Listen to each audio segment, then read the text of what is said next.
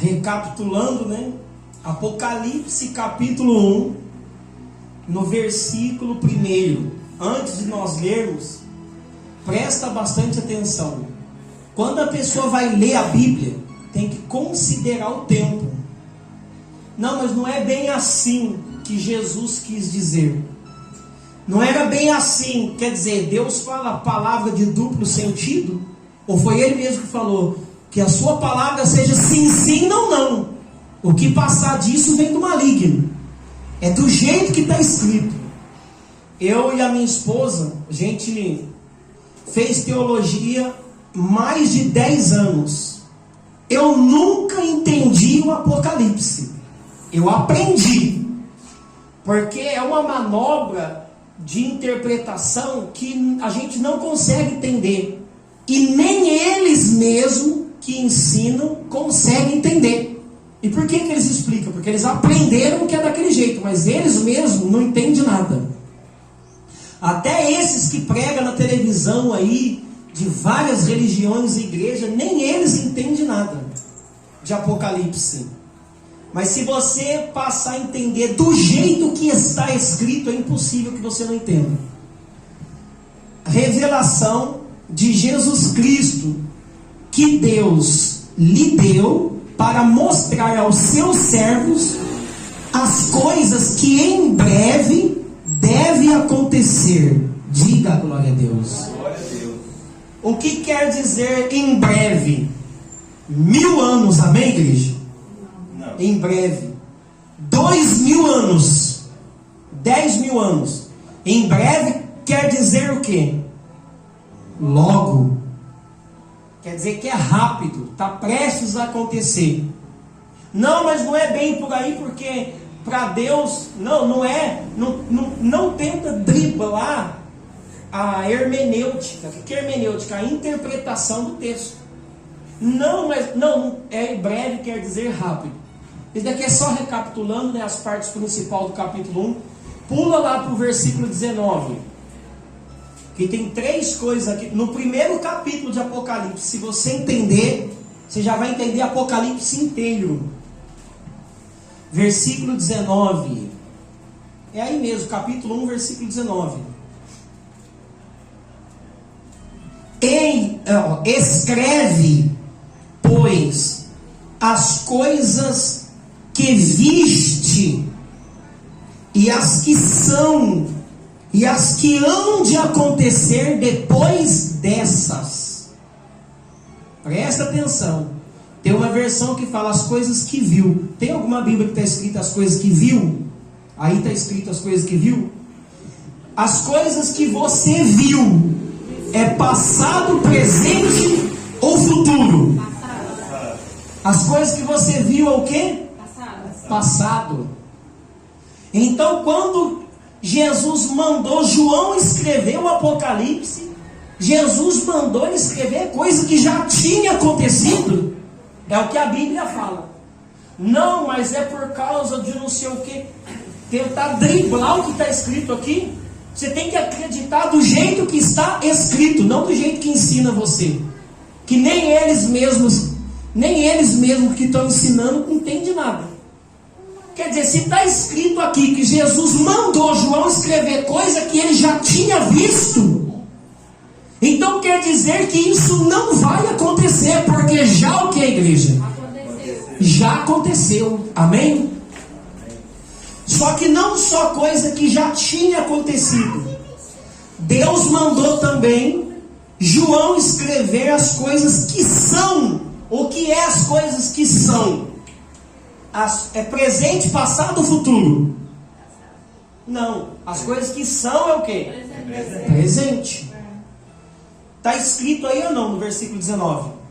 Ou eu estou tentando colocar alguma coisa na sua cabeça? Se você não acreditar no que está escrito, você vai acreditar no quê? No que falam para você? É no que falaram para você, o que o pastor falou para você que você vai acreditar.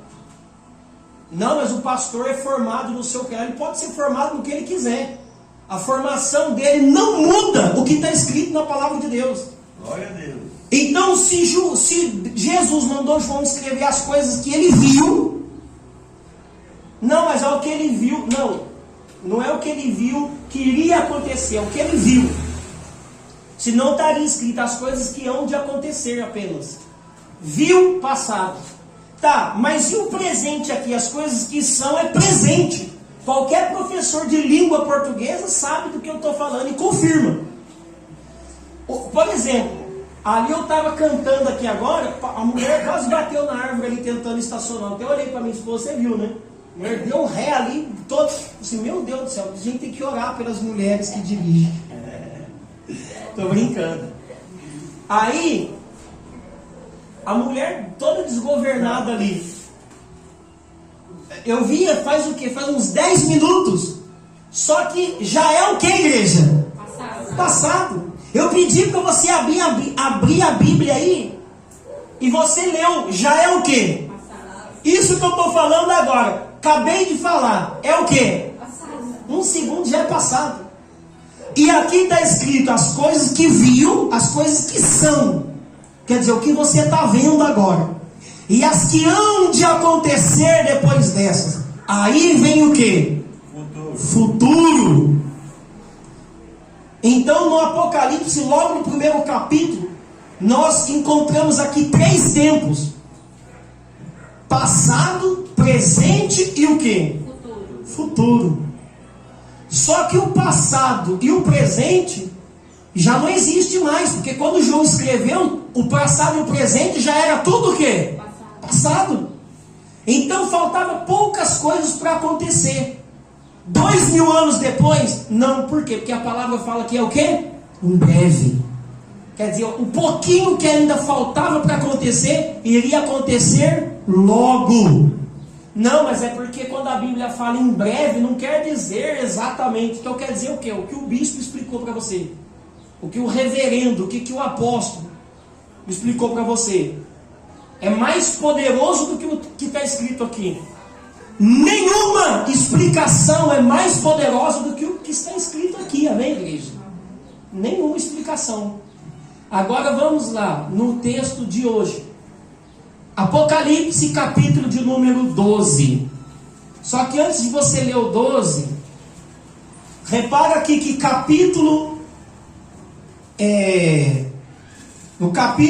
os capítulos anteriores, capítulo 10 começa: vi outro anjo forte descendo do céu. Quer dizer, ele viu um anjo. Viu é o que? Ele estava vendo, era o presente dele. Ele estava vendo. Vi, estava escrevendo. Só que quando ele viu, ele via primeiro para depois escrever. Então quando ele escrevia já era o que? Passado. Ó, 11. Foi-me dado um caniço. Ele vai me dar um caniço, não. Esse caniço aqui no capítulo 11, versículo 1. Ó, capítulo 10, versículo 1 fala: vi outro anjo. Não, mas Deus, ele estava vendo o que Deus estava mostrando para ele que iria acontecer no futuro. Será que é isso mesmo?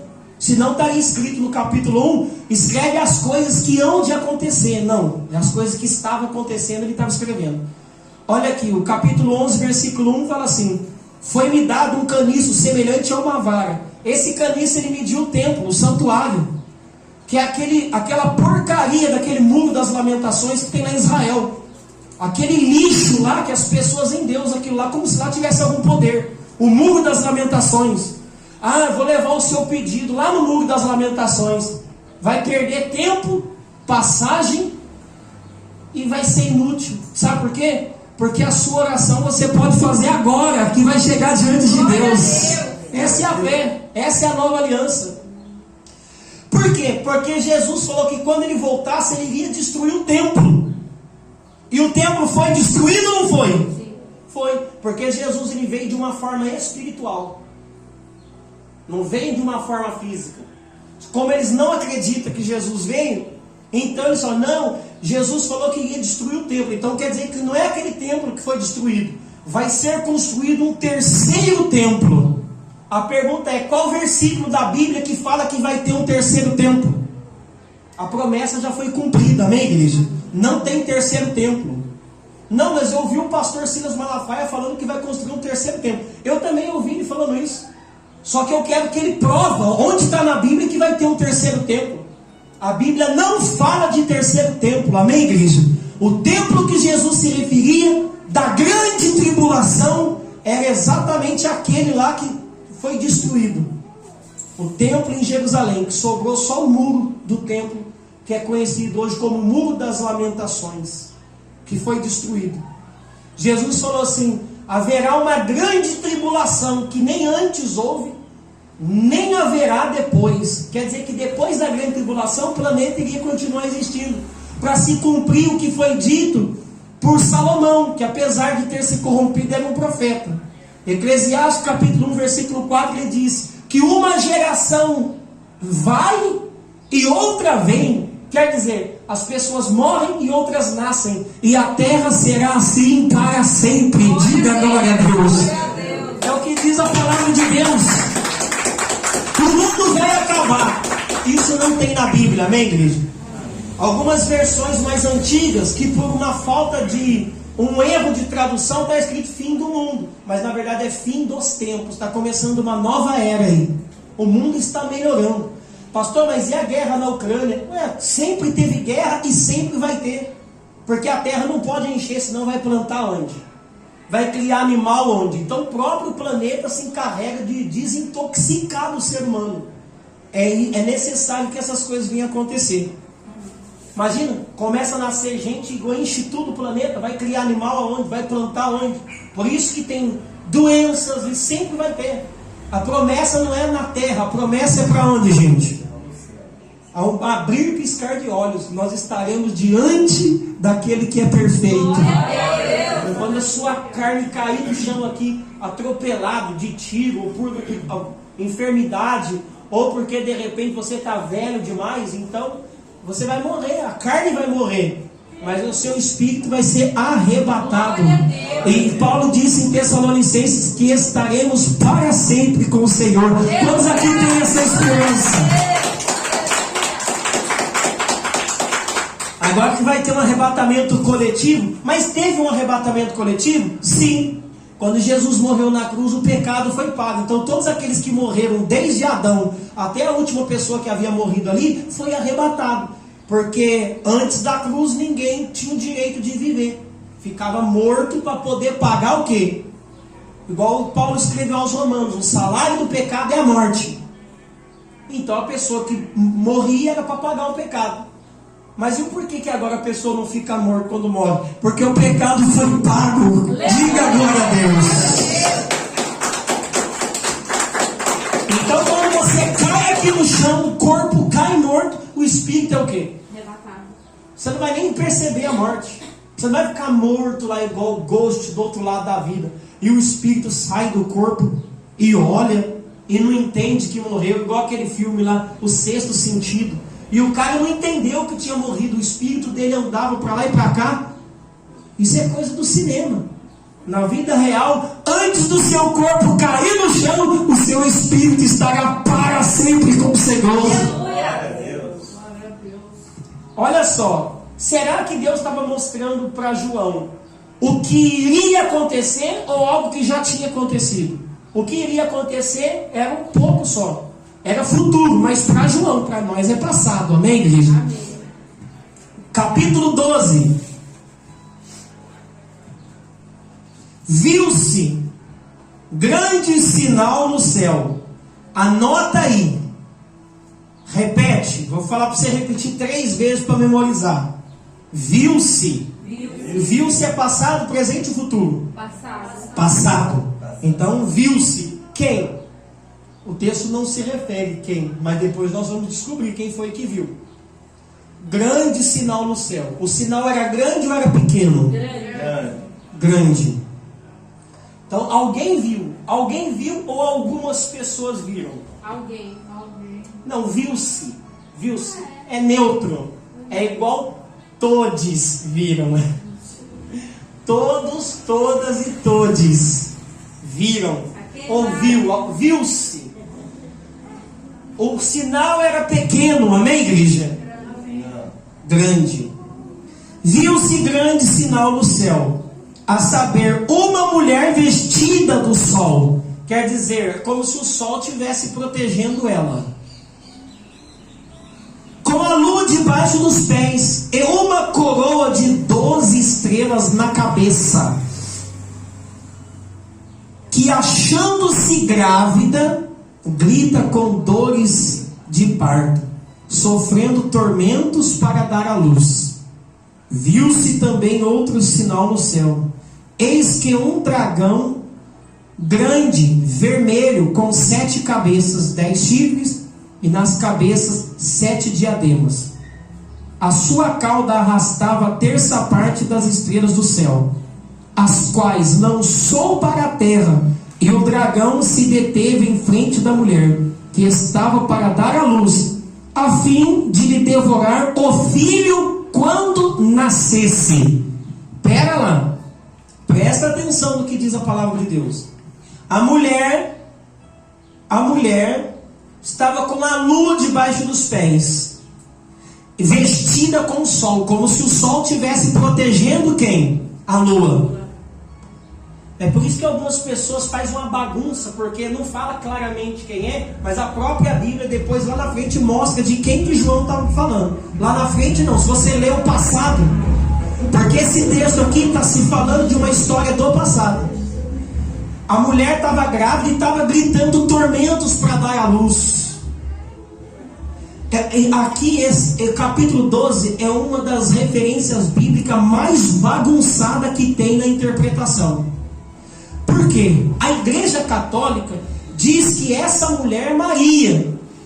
E quem é o sol? O sol é Jesus. E a criança é quem? É a igreja. E o dragão é o diabo. É o que fala, né? A Igreja Católica. Mas e a igreja evangélica? Aí que se afunda ainda mais na heresia. Se a igreja evangélica é pior do que a igreja católica, aí afunda mais no lodo ainda. Porque a igreja evangélica fala que essa mulher não é Maria, é a igreja. E quem é o sol? O sol é Jesus, que é o sol da justiça. E quem é essa criança? É uma bagunça que nem eles mesmos entendem o que eles explicam. E tem um debate. Uns falam, não, a lua representa a igreja, a mulher é que representa, e que isso vai acontecer porque quando chegar o anticristo e coloca o anticristo no meio, que o anticristo é que é o dragão, cada um fala uma coisa, sendo que o texto é claro. Olha só, viu-se grande sinal no céu, a saber, uma mulher vestida do sol com a lua debaixo dos pés, com uma coroa de 12 estrelas. Quer dizer, coroa quer dizer que é rei. Eles iam reinar. Que achando-se grávida, grita com dores de parto, sofrendo tormentos para dar à luz. Viu-se também outro sinal no céu. E eis que um dragão grande, vermelho, com 7 cabeças, 10 chifres, e nas cabeças 7 diademas. A sua cauda arrastava a terça parte das estrelas do céu. Aí essas estrelas são os anjos. Outros falam que é as igrejas. E por aí vai. São as pessoas que não acreditaram no evangelho. Então o diabo com a cauda vai arrancar a terça parte dos crentes que estão dentro da igreja. Tudo conversa para boi dormir. E o que eu fico mais triste ainda é que tem pastores renomados, reconhecidos no Brasil inteiro, prega nos grandes congressos, 50 anos de professor de teologia, e só fala besteira a respeito disso aqui. Pega lá, o que quer dizer a lua? Será que a lua é Maria? Será que a lua representa a igreja? Será que as estrelas representam a terça parte dos anjos do céu? É por isso que quem já ouviu falar que Satanás corrompeu a terça parte dos anjos do céu? Você sabia que é baseado aqui? Está aqui, ó, está escrito, ó, que Satanás com a sua cauda arrastou a terça parte dos anjos do céu. Baseado nisso aqui, que fala que é Satanás e essa estrela é os anjos. Quem já ouviu isso? É baseado em Apocalipse 12.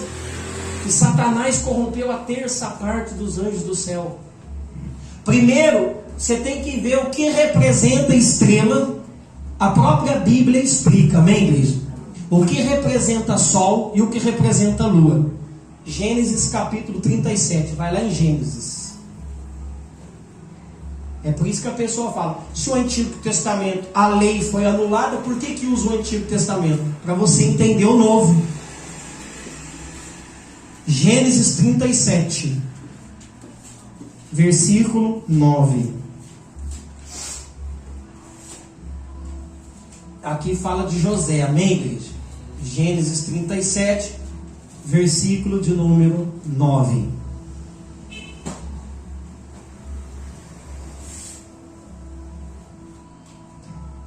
Teve ainda outro sonho e o referiu a seus irmãos, dizendo: sonhei também que o sol e a lua e 11 estrelas se inclinavam perante mim. Presta atenção, quem é que sonhou? José. José tinha interpretação de sonho ou não? Sim. Se perguntar para qualquer pessoa, quem é a pessoa da Bíblia que tinha o dom de interpretar sonho? Quem era? José. Que interpretou o sonho do carcereiro, do copeiro, do faraó. Sim ou não? Sim. Só que isso daí foi herança do pai dele, né? Porque na verdade o primeiro que interpretou o sonho naquela família foi Jacó. Porque José ele sonhava.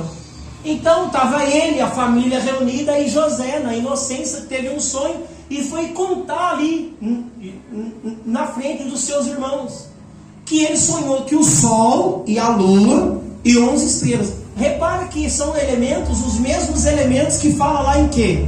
Em Apocalipse. Sol, a lua, estrelas. E quando ele contou o sonho, Jacó, na hora, Deus revelou para ele. Olha só o versículo 10. Contando a seu pai e a seus irmãos, repreendeu o pai e lhe disse: que sonho é esse que tiveste? Acaso viemos eu e a tua mãe e teus irmãos a inclinar-se perante ti em terra? Diga glória a Deus. Ele sonhou que o sol e a lua e 11 estrelas se inclinavam diante dele. Quando Jacó contou o sonho, José contou o sonho, Jacó interpretou. Então você está falando que eu, a sua mãe e seus irmãos irão se curvar diante de você? Não, mas é porque Jacó ele não teve a interpretação verdadeira. Então quem tem é o professor de escola dominical. É ele que tem. Jacó então está errado. Um professor de teologia numa faculdade, doutor em divindade nos dias de hoje, é ele então que tem a interpretação. A Bíblia está errada. Quem acha que a Bíblia está errada? Quem acha que quem está errado são os teólogos de hoje? Não, mas é porque é outra época. Aí eles tentam o quê? Se esquivar, driblar a interpretação. Sol representa quem, igreja? Pai. Lua representa o quê? Mãe. Estrelas representa filhos. Tá claro ou não? Ou tem que arrancar isso aqui então, riscar, fazer outra tradução, porque Jacó está errado. Quem está certo é o professor de teologia, professor de escatologia. Só faltava essa, né? A Bíblia está errada e esses caras estão certos. Sol representa pai, lua representa mãe, e estrelas representam o quê? Filhos. Tá claro ou não? E o que isso tem a ver com o que João estava falando? É presente. Lá tem o sol, tem a lua, tem as estrelas que foi arrastada a terça parte, mas na verdade, e tem o dragão. E o dragão queria o quê? Arrastar. Na verdade ele queria matar quem? O filho que iria nascer. Então a Bíblia vai dizer que o sol era a mulher vestida com o sol, com a lua debaixo dos pés, fugia pelo deserto, porque o dragão queria matar quem? A criança. Só que como ele não sabia quem era a criança, o dragão com a sua cauda arrastou a terça parte das estrelas. As estrelas representam o quê? Filhos. Quer dizer, ele não sabia, ele não conseguiu achar o menino. Então ele falou assim, então já que ele não conseguia achar o menino, então vou matar aqui um monte de filhos. Porque, pelo menos se eu acertar alguns aqui, por que não matou todos? Porque tinha uma regra para poder matar, foi uma ordem. Toda vez que a Bíblia fala de dragão, se refere a alguém furioso. Não tem nada a ver com o diabo. Possa ser que esse dragão seja o quê? Dominado por quem? Pelo diabo. E a Bíblia vai dizer que tinha 10 chifres. O que representa chifre na Bíblia? Toda vez que você encontrar chifre na Bíblia, está se referindo à força. Existem algumas chaves de interpretação. Por exemplo, quando fala de dragão, fala de alguém furioso. Quando fala de azeite, se refere ao Espírito Santo. Quando a Bíblia fala de água, se refere à palavra. Quando fala de besta, é a mesma coisa que dragão, é alguém furioso. Quando fala de chifre, é força. Por isso que lá em 1 Samuel capítulo 16, Deus falou para Samuel: pega um chifre e enche com azeite e vai até a casa de Jessé, porque dentre os filhos eu escolhi um rei. Por que quem mandou ungir Davi com um chifre e com azeite? Chifre é força? Não, representa. O azeite é o Espírito Santo? Nunca foi e nunca vai ser. Representa. Porque o que Deus ia fazer na vida de Davi era algo forte e cheio da presença de quem? De Deus. O melhor rei que existiu em Israel. Então, e quando a Bíblia fala de diadema, diademas, tinha 7 diademas. Diadema quer dizer realeza, trono. Então quer dizer que esse dragão que tinha 7 cabeças, ele tinha o quê? Poder de assentar-se no trono. Então esse dragão era um rei. Esse dragão era um rei. E por que tinha 7 cabeças? Porque a linhagem do rei Herodes eram 6 Herodes. Quem sabia que eram 6 Herodes que tinham? Pesquisar quantos reis Herodes tiveram na história. 6 Herodes. Só que Herodes não era o rei absoluto de Israel, porque Israel era dominado por Roma. Tinha um imperador em Roma. Então existia 7 pessoas que mandavam em Israel, que eram 7 o quê? Cabeças. 10 chifres, quer dizer 10 forças. E 7 diademas, quer dizer eram 7 reis que mandavam ali, que comandavam naquela época. Então a gente já pode saber quem era essa pessoa. Agora, para poder esclarecer de uma vez, Mateus capítulo de número 2. Para você ver se essa história tem a ver ou não com o que João, que Jesus mandou escrever o que ele estava vendo.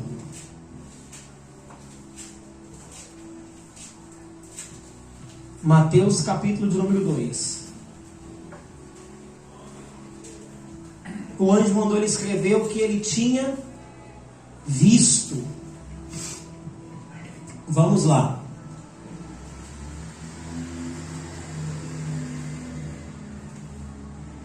Tendo Jesus nascido em Belém da Judéia, em dias do rei Herodes, eis que vieram uns magos,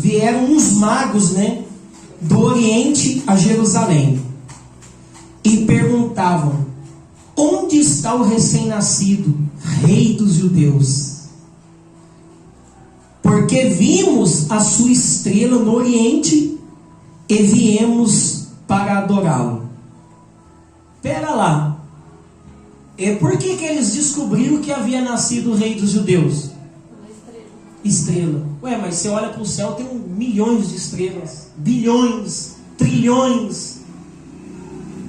Mas o porquê que essa estrela era diferente? Ela brilhava mais. Porque ela era a menor de todas. Quem acha que é por causa disso? É porque ela era maior. Era o que João escreveu. Viu-se um grande sinal no céu. Quantos aqui podem aplaudir o nome do Senhor?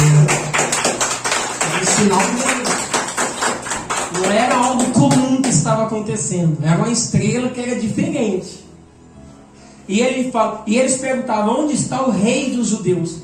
Porque Jesus, para você que não sabe, era o único rei que nasceu rei. Todos os reis nascem príncipe, mas Jesus, ele já nasceu rei. Porque quem era o rei daquela época era Herodes. E Herodes então não sabia de nada, porque Herodes era incrédulo. Então, quando eles viram a estrela, porque era um grande sinal no céu, igual João estava escrevendo, um grande sinal no céu. Então quem era o rei de Israel? Herodes. Então os magos foram até o palácio de quem? De Herodes.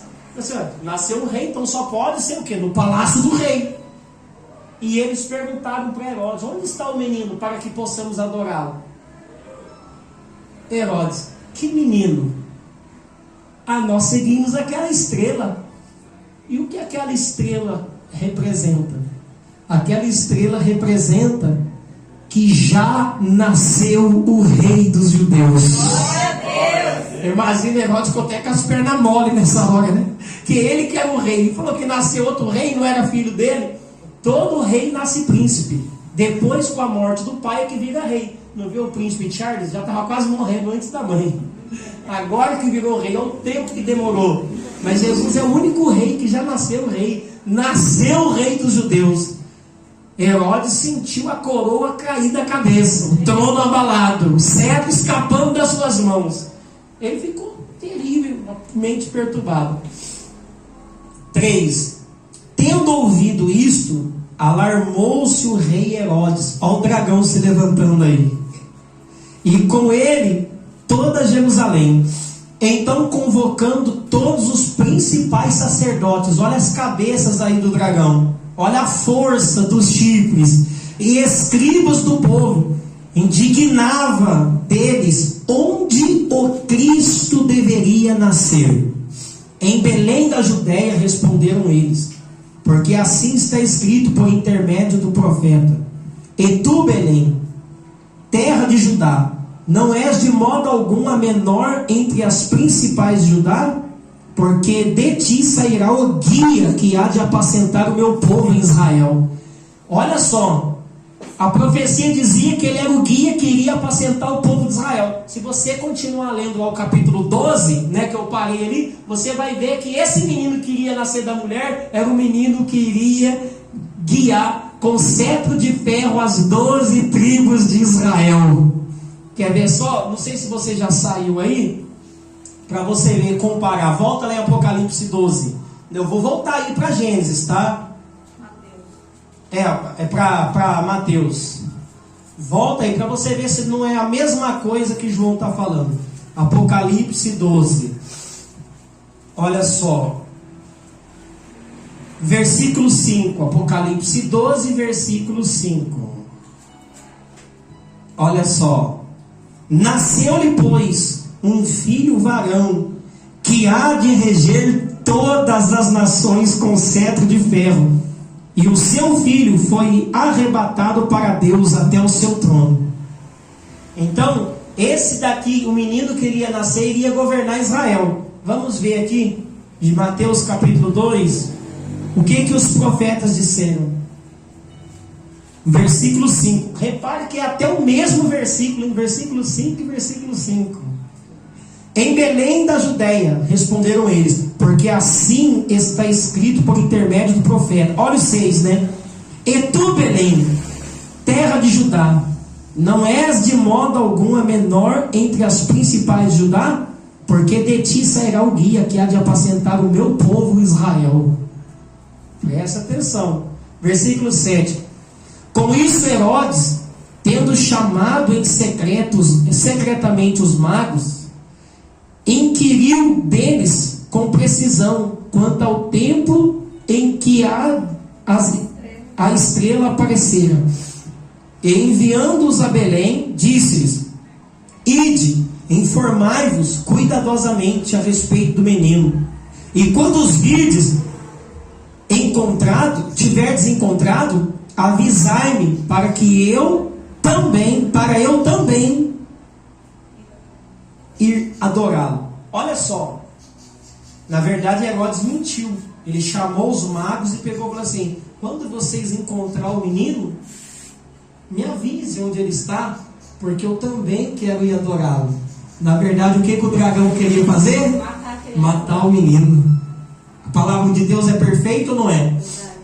Quando você entende do jeito que está escrito, sem inventar. Não, o sol representa o Tiririca, a lua representa a Dilma, o dragão representa o Bolsonaro.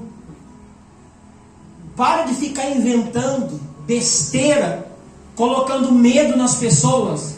É só ler a Bíblia e pedir a direção do Espírito Santo, que o Espírito Santo vai guiando. Está escrito aqui, aqui e aqui, e você vai juntando. Não precisa falar para me agradar, não. Se você não tiver, pastor, não tem nada a ver isso aí uma coisa com a outra. Quem acha que está encaixando as histórias certinho?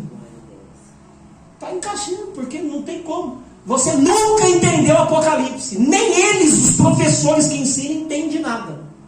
Mas quando você lê do jeito que está escrito, começa a clarear a sua mente. Vamos lá. Versículo de número 9. Depois de ouvirem o rei, partiram, e eis que a estrela que viram no oriente os precedia, até que chegando, parou sobre onde estava o menino. E vendo eles a estrela, alegraram-se com grande e intenso júbilo. Eles adoraram, amém, igreja? Entrando na casa, viram o menino com Maria, sua mãe. Prostrando-se, o adoraram e abriram seus tesouros. Entregaram-lhe suas ofertas, ouro, incenso e mirra.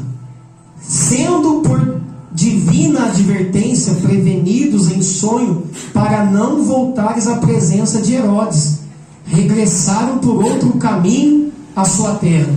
Quer dizer, eles na inocência, eles iriam lá falar para Herodes: ó, a gente encontrou, você quiser adorar. Só que apareceu para eles em sonho um anjo, falou assim: não vai, pega outro caminho.